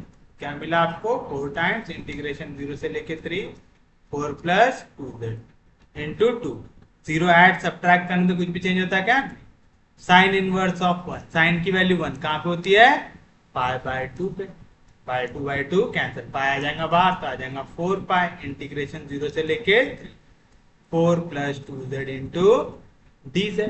कर दीजिए इसको integrate with respect to z, तो आ जाएगा 4 पाई इन 4 जैसा था वैसा 1 का इंटीग्रेशन z, प्लस 2 जैसा था वैसा z का integration z square by 2, between limit 0 से लेके 3, 2 2 क्या, अपर लिमिट माइनस लोअर लिमिट। पहले जहां जहां पे z है उसकी जगह डालिए 3, तो 4 3 12, फिर जहां जहां पे z है उसकी जगह डालिए 3, 3 का स्क्वायर 9, माइनस लोअर लिमिट जहां जहां पे z उसकी जगह डालिए, क्या मिलेगा आपको 4 पाई इंटू 12 प्लस 9 कितना हो जाएगा 21, तो 4 1 जार 4, 4 2 जार 8 आएगा 84 पाई।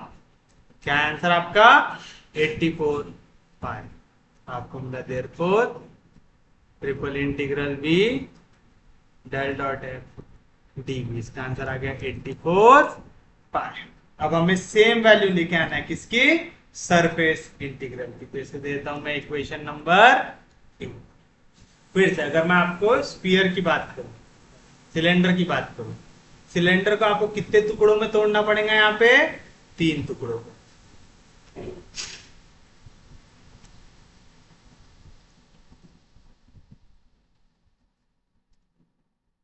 तोड़ना पड़ेगा, यह सिलेंडर, इसका जो नीचे वाला सर्कल है इसको हम ले सकते सरफेस 1, जो ऊपर वाला सरफेस है इसको हम ले सकते सरफेस, और ये जो राउंड वाला सरफेस है इसको हम ले सकते सरफेस आएगा, कोई दिक्कत नहीं।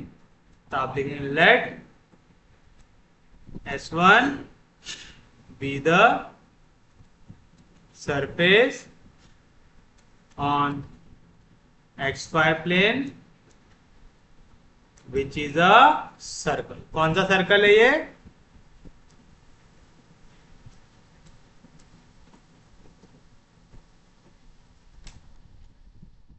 x square plus Y square equals to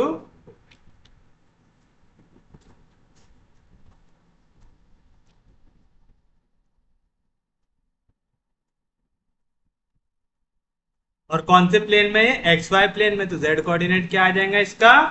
0। Let S2 be the surface.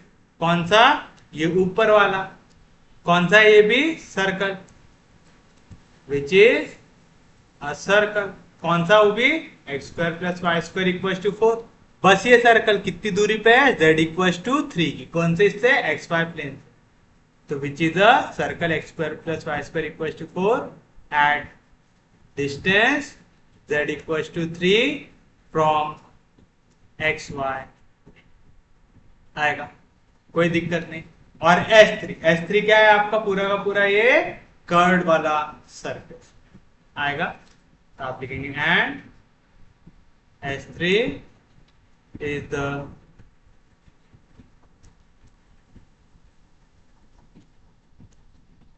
Curve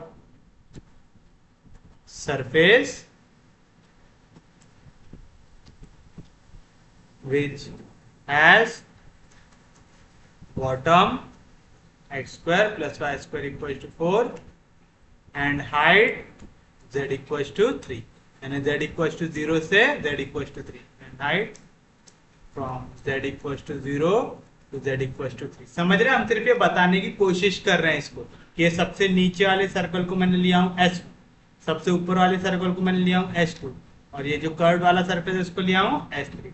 अगर कभी ऐसा लिखने में दिक्कत आ रही है ना, तो आप लिखेंगे let S1 S2 S3 be the surfaces as shown in figure. सबसे सेफ तरीका कि भाई S1 S2 S3 ये ऐसे सरफेस है जो मैंने फिगर में दिखा के रखा। तो मैंने दिखा S1 नीचे वाला सर्कल है, S2 ऊपर वाला सर्कल है और जितना ये कर्व्ड सरफेस है वो मैंने डिनोट किया हुआ है S3 से। तो ये इतना आपको फिर थ्योरी लिखने की जरूरत है क्या? समझे पक्के में?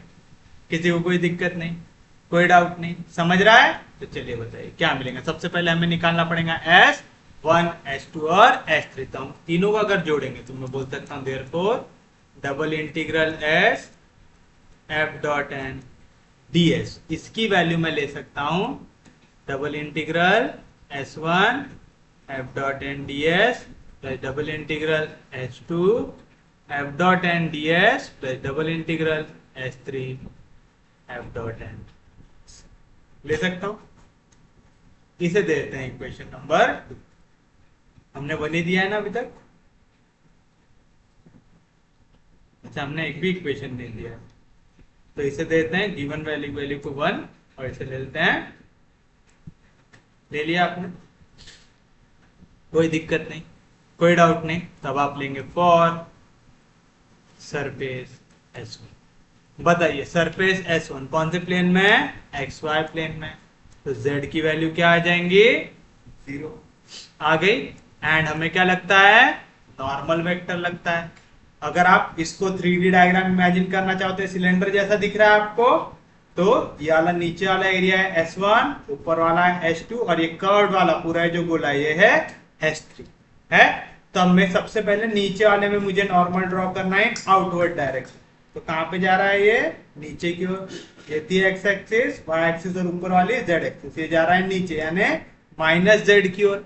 माइनस जेड में जो भी वैल्यू जाती है उसका यूनिट वेक्टर कौन होता है? माइनस ए होता है। तो देयरफॉर इक्वेशन 1 बिकम्स, क्या रहेंगे आपकी equation 1?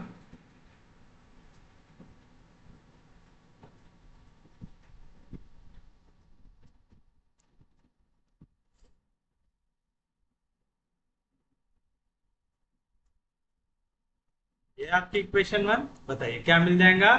f is equal to जहां जहां पे z है उसके जगह डालना है 0, तो मिल जाएगा 4xi minus 2y square j plus 0। Okay, आ गया। फिर मुझे क्या की वैल्यू चाहिए? f डॉट n की, वो भी निकाल लेते हैं। देयरफॉर f डॉट n, इसकी वैल्यू आ जाएंगे f है 4xi माइनस 2y स्क्वायर जे प्लस 0 के डॉट प्रोडक्ट विथ n की वैल्यू है माइनस के। डॉट प्रोडक्ट निकालते वक्त k जाएगा k के पास, तो आंसर आ गया 0। आप 0 को कितने ही बार इंटीग्रेट करो आंसर क्या आता है? 0। तो मैं बोल सकता हूँ therefore double integral S1 f dot N ds, इसका आंसर आ जाएगा। आ गया। अब हम आएंगे ऊपर वाले सरफेस की ओर, तो आप लिखेंगे for surface S2, S2 surface देखिए, S2 वाला सरफेस ओरिजिन से कितनी दूरी पे है, z इक्वल टू 3। S2 के लिए z की वैल्यू आ गई 3 and normal to the surface draw करना है मुझे। फिर से ये है मेरा सरफेस S2, इसे जब मैं नॉर्मल ड्रॉ करूंगा आउटवर्ड डायरेक्शन में तो कहां पे जा रहा हूं, positive z axis. Positive z axis में यूनिट वेक्टर कौन आता है, प्लस के आ जाएगा। तो चलिए बताइए क्या मिलेगा, इक्वेशन 1 बिकम्स क्या मिल जाएगा, f is equal to 4xi minus 2y² j plus क्या थी वैल्यू यहाँ पे, z² की। ठीक, तो z की जगह वैल्यू आएंगे आपके पास, z की वैल्यू क्या है 3, तो 3 का स्क्वायर 9। ठीक, आ जाएगा। तो बताइए f डॉट एन क्या आएंगी वैल्यू f डॉट एन की, f आपके पास 4xi minus 2y² j plus 9 के dot product with unit vector के, डॉट प्रोडक्ट निकाल दो के जाएगा के पास, तो 9 1 9, तो f डॉट एन की वैल्यू क्या आ रही है आपके पास, 9 आ रही है। तो चलिए बताइए कैसे निकालेंगे इसका इंटीग्रल, तो आप लिखेंगे therefore double integral s two f dot N ds, इसकी वैल्यू क्या आ जाएंगी, double integral s two f dot n की क्या है वैल्यू 9 इंटू ds, तो 9 कांस्टेंट आ गया बाहर। ds क्या रिप्रेजेंट कर रहा है, ds रिप्रेजेंट कर रहा है एक सर्कल कर रहा है, तो आप लिखेंगे into area of circle with radius. कितनी रेडियस है सर्कल की, आपको इक्वेशन याद है, x² plus y² equal to 4, तो रहता है x² plus y² equal to a², तो 4 का स्क्वायर है 2 का, तो इस सर्कल की रेडियस कितनी है आएगा डायरेक्टली आगे। जब भी यहाँ पे कोई भी फंक्शन ना आए, एक कांस्टेंट वैल्यू आ जाए तो हम डायरेक्ट आंसर निकाल सकते हैं, तो आ जाएगा 9 इंटू क्या रहता है एरिया ऑफ सर्कल का फॉर्मूला पाई r², रेडियस है 2, तो आएगा 2 का स्क्वायर 4 4 9 36 आ गया। ये हो गया इक्वेशन 3, ये हो गया इक्वेशन 4। अब बचा है हमारे पास लास्ट कर्व सरफेस बचा हुआ है, तो भी ले लेते हैं हम। For surface S3, for surface S3। अब प्रॉब्लम ये है कि हम S3 ये पूरा ऐसा कर्व सरफेस है, तो इसको नॉर्मल डायरेक्ट निकाल सकते हैं क्या, नहीं निकाल सकते, तो हमें इस इक्वेशन को यूज करना पड़ेगा। तो आप लिखेंगे फॉर सरफेस S3, फाई की वैल्यू हम ले लेंगे x² plus y² minus 4 equal to 0। जो भी इक्वेशन रही उसको हमको क्या लेना पड़ता है, फाई। क्यों, क्योंकि हमें चाहिए normal to the surface, and normal to the surface हमेशा कौन होता है, ग्रेडियंट फाई। तो आप वैल्यू निकालेंगे डेल फाई, डेल क्या रहता i del by del x plus j del by del y plus k del by del z into phi. Phi की वैल्यू क्या है, x² प्लस y² माइनस, याद है ना नॉर्मल टू द सरफेस हमेशा क्या रहता, ग्रेडियंट फाई। तो चलिए i जैसा था वैसा, with respect to x derivative लेंगे तो क्या आएगा इसका value 2xi, plus with respect to y derivative जब लेंगे तो क्या आएगा 2yj, फिर विथ रिस्पेक्ट टू z लेंगे, z की कोई टर्म ही नहीं होता है ना 0, बट हमें चाहिए रहता है यूनिट नॉर्मल वेक्टर, तो आप लिखेंगे unit normal vector to surface S3। कैसा रहेगा, आप ग्रेडियंट फाई को डिवाइड कर देंगे उसके मैग्नीट्यूड से, क्या है gradient phi 2xi plus 2yj plus 0 के, इसको आप डिवाइड कर देंगे इसके मैग्नीट्यूड से। कैसे निकालते हैं, square root of x coordinate का स्क्वायर प्लस y कोऑर्डिनेट का स्क्वायर प्लस z कोऑर्डिनेट का स्क्वायर, तो क्या है value 2xi plus 2yj plus 0 के डिवाइड, यहाँ पे भी 2 का स्क्वायर, यहाँ पे भी 2 का स्क्वायर, कॉमन ले लो, स्क्वायर और स्क्वायर रूट कैंसिल आ जाएंगे, 2 times under root of x² plus y², यहाँ पे 2 2 कैंसिल, तो बचेगा xi प्लस yj प्लस 0 के divide by square root of x² plus y², x² plus y² की वैल्यू क्या दी हुई है 4, स्क्वायर रूट ऑफ 4 क्या आएगा x upon 2 i plus y upon 2 j plus 0 के, रीजन आएगा चेंज, x² प्लस y² की वैल्यू दी हुई है हमें 4, तो ये आ गया हमारे पास यूनिट नॉर्मल वेक्टर। तो आपको सिर्फ कर्व सरफेस के लिए यूनिट नॉर्मल वेक्टर ऐसे फाइंड आउट करना है, बाकी सब के लिए आपको डायरेक्टली दिया हुआ होता है। किसी को कोई दिक्कत नहीं यहाँ तक? समझा पक्के में?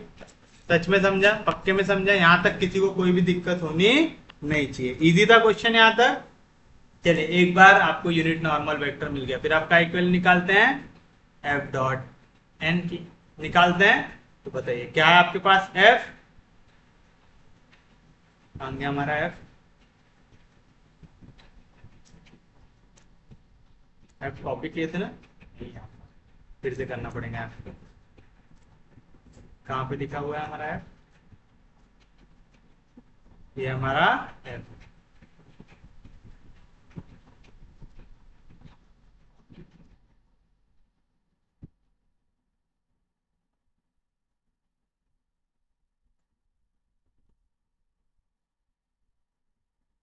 ये आ गया हमारे पास F dot product with N. N क्या है?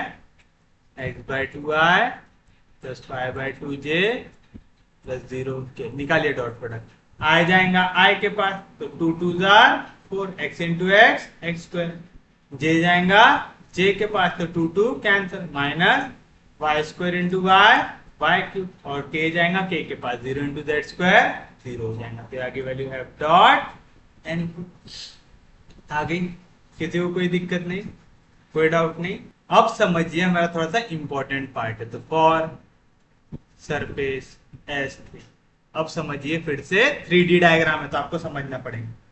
नीचे वाला जो पार्ट था वो क्या था? S1 सरफेस, क्या था? सिर्फ एक सर्कल। ऊपर वाला पार्ट क्या था? S2, क्या था? सिर्फ और सिर्फ एक सर्कल। तो इनका कर्व सरफेस निकालना आसान था। जो तीसरा पार्ट है वो क्या है? ये पूरा का पूरा कर्व्ड एरिया है, पूरा का पूरा कर्व के अंदर आ रहा है। तो ये डिपेंड कर रहा है इस सर्कल पे भी, और दूसरा इस हाइट पे भी। हाइट मतलब क्या है? z axis. तो z इक्वल टू 0 नीचे वाला पॉइंट, z इक्वल टू 3 ऊपर वाला पॉइंट। इस पे भी डिपेंड कर रहा है, उसके साथ साथ ये पूरे कर्व सरफेस पे भी डिपेंड कर रहा है। पूरा कर्व सरफेस किस पे डिपेंड कर रहा है? इस इक्वेशन में, जो थी equation x square plus Y square equal to 4। तो आप लिखेंगे for surface S3 the parametric equation of x square plus Y square equal to 4 is, क्या रहता है parametric equation? x equal to r cos theta. Radius कितनी है उसकी? 4 दिया हुआ है तो 2 का स्क्वायर लिख सकता हूं मैं, इसे लिख सकता हूं x square plus Y square equal to a square. तो क्या आएंगी value? x equal to r cos theta तो आएगा 2 cos theta, and y equal to 2 sine theta आएगा। और ds जो हम लगाएंगे वो क्या रहेगा? Element of curve surface.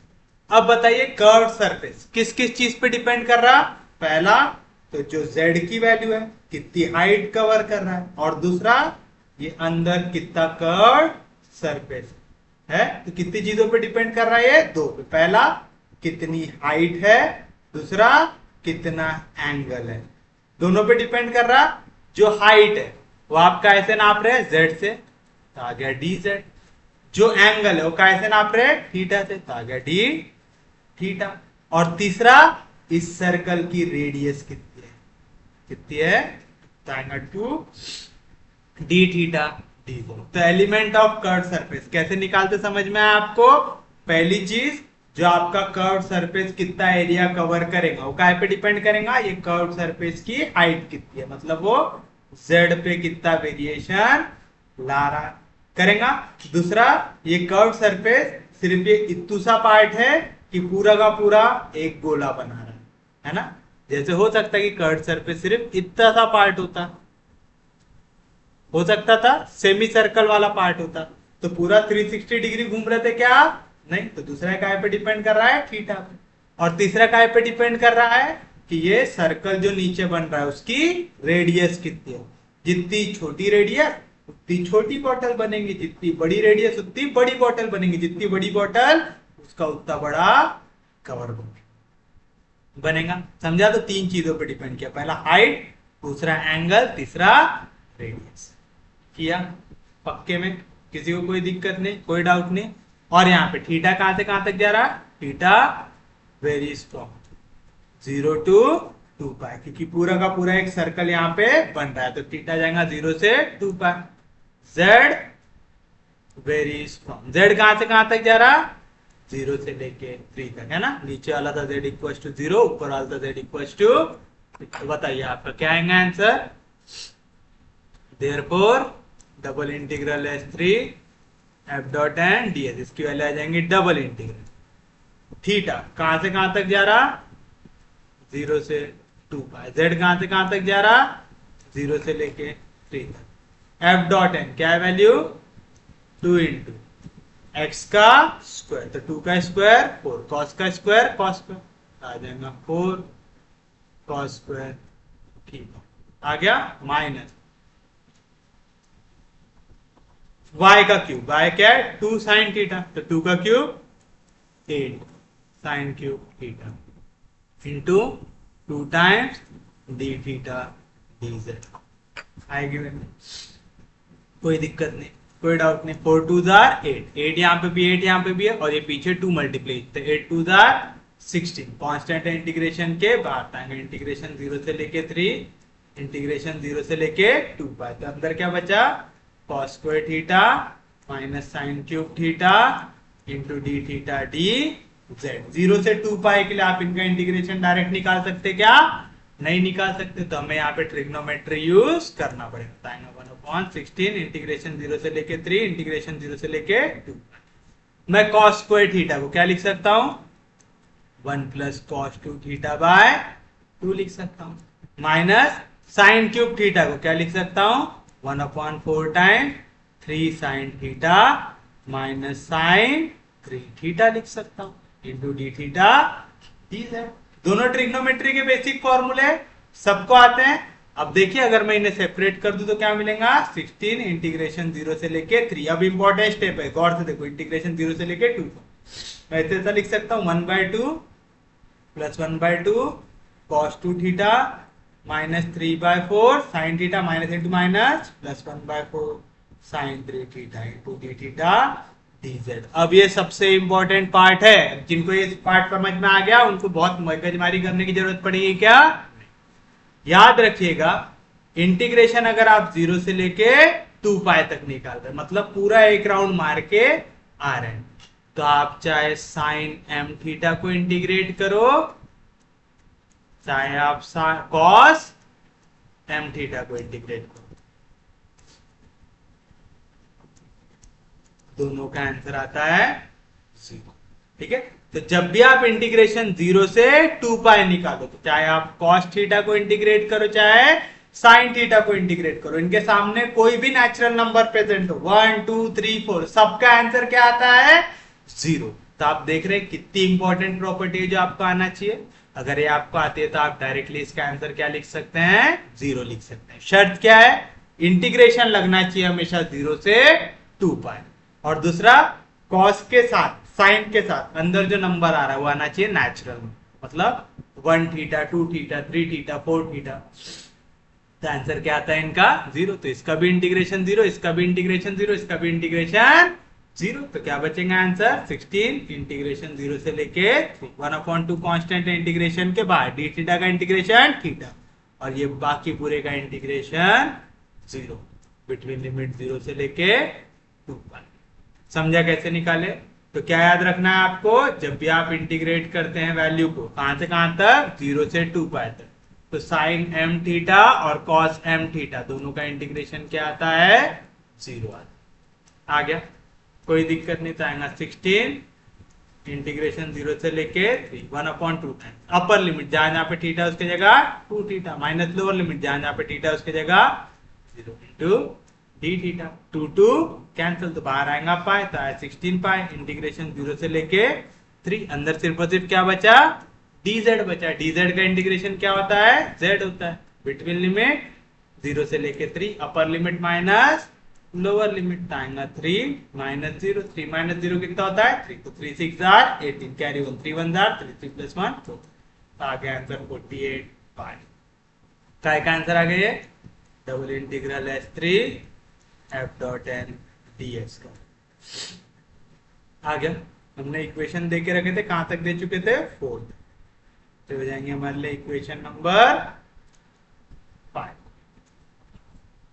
From equation 2, 3, 4 and क्या मिल जाएगा हमें, double integral S F dot N D S